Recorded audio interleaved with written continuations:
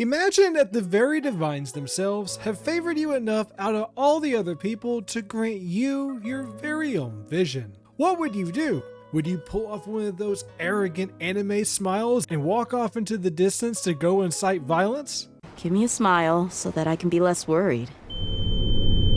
Looking good! Would you immediately feel indebted to the gods to go do good and to learn your new power? Or would you try to go and smash and destroy it? Cause that's what Keqing wanted to do. Hello everyone, I'm Sakai Samurai, your guide in the vast world of Vat, and with the lore I'm about to cover today, it's only going to make you either believe that Keqing is absolutely insane, or that she is really just so incredibly amazing that not even visions are needed for her to be that immensely cool.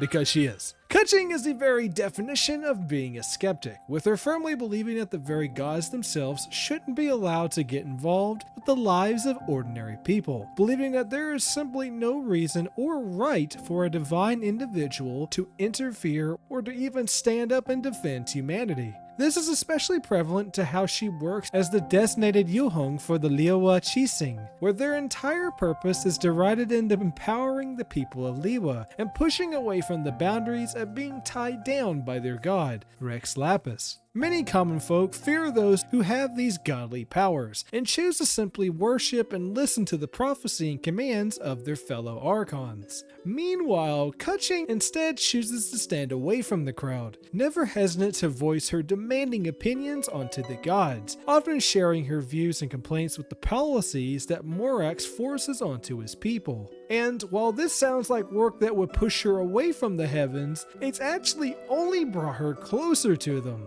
See, funny thing is that the gods actually adore their skeptics and enjoy those who are ready to strike hard to prove their point and to shine above the common man in hopes of making a better world for humanity. Well, except for A. I'm pretty sure you would just get struck down with 50,000 volts of electricity if you were to stand up and demand that Free Chocolate Cake Day isn't actually a real national holiday.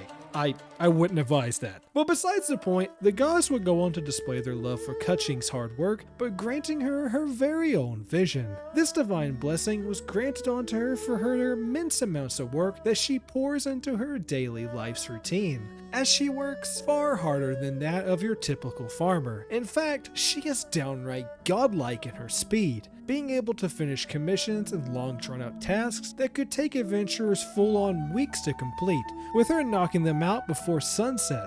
Her long list of accomplishments and her strong will is what has gotten her the shiny vision that now hangs from her back. And oh, she hated this. The sheer thought that the gods believed that they needed to bestow anything onto her was truly a real low blow for her own self of pride, feeling as if they had seen her as weak, or that they simply thought that she wasn't strong enough to complete the tasks that she could already do just fine. She saw this powerful blessing instead as a thief, stealing away the pride and sense of respect that originally was only due to her for her own capabilities. Thinking that this mystical crystal is going to become the highlight of her career, and that when others tell tales of her success, they would instead link it to her being a vision wielder, instead of her own hard work. All of this would also make her look as if she was fighting with the help of the gods, defying once again everything that she fought so hard and believed in. So, she did the sensible thing, and attempted to destroy it. Imagine this, Keqing standing on the very top of the massive Jade Chamber, looking off into the distance of Liyue Harbor. And then imagine her taking her blessing and then chucking it as hard as she could off the floating building in hopes of it smashing on the floor below. Cause she did this, only for her to find it still being in perfect condition. Not even a scratch. She had tried crushing it using a large boulder, using her own brute force in desperate hopes of breaking it. She had took a minecart stacked full of ingots and rocks and ran over it, over and over again. Keqing had even took and tossed it into a wild burning fire that would go on in a blaze for 3 straight days and nights. But absolutely nothing would come of it. She had tried everything in desperate hopes to escape from it, and for her to deny her destiny. Eventually, she simply had run out of options, and she couldn't just toss it in the trash or leave it somewhere, as the last thing that she would want is for some evil force getting a hold of it. And, after all, it technically was her vision anyway, leaving Keqing in a spot where she basically was forced into accepting her blessing. And, as funny enough, as time would go on, she would learn that her life was immensely better thanks to obtaining her vision. She had saw just how much stronger she truly was, and how much more efficient her normal routine had become thanks to a little bit of divine help.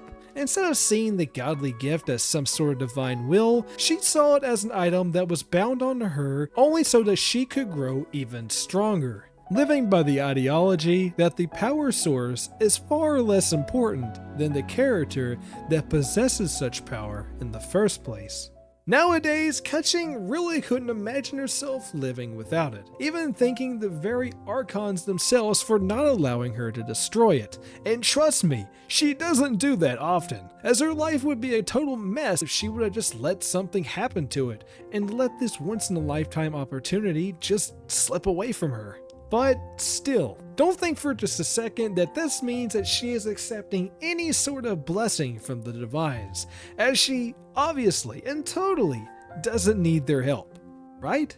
Thank you all so much for watching today's video. I've been meaning to cover one of my favorite characters for such a long time now, and as a Keqing main, I saw this as a perfect opportunity to give her a fun showcase, and to take a minor break from all of our Fontaine content that we've been doing. Nonetheless, only more videos are on the way, with new lore content arriving every week here on my channel, with the very next video dedicated to the secrets and Easter eggs of Mondstadt, so if that sounds exciting, make sure to stick around for that. Oh, I am also working on our 1K subscriber video, so that could hopefully appear any day now, so keep a lookout. Make sure to like today's video if you want to see even more from me, and if you want to join us along in our adventures, make sure to also hit the subscribe button so you can stay up to date. We also have a Discord that you are more than welcome to join using the link below, or in the top right corner, where you can simp over Dia and all the other waifus and husbandos all day long with the rest of us. Or you can talk about lore